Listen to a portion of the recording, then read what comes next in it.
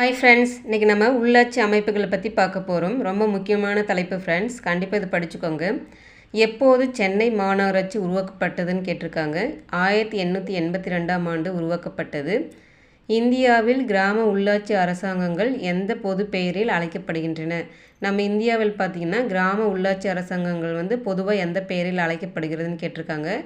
பஞ்சாயத்து ராஜ் என்ற அமைப்பில் பொது பெயரில் அழைக்கப்படுகிறது. இந்தியாவில் 2011ஆம் ஆண்டு கணக்கெடுப்பின்படி ஏறத்தாழ எத்தனை கிராம பஞ்சாயத்துகள் உள்ளனன்னு கேட்டிருக்காங்க. 2,50,000 கிராம பஞ்சாயத்துகள் இருக்குது.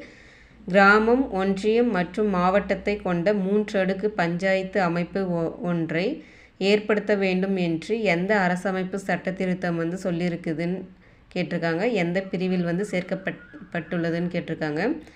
73வது சட்ட திருத்தத்தின் மூலம் சட்டப்பிரிவு 243 பியில்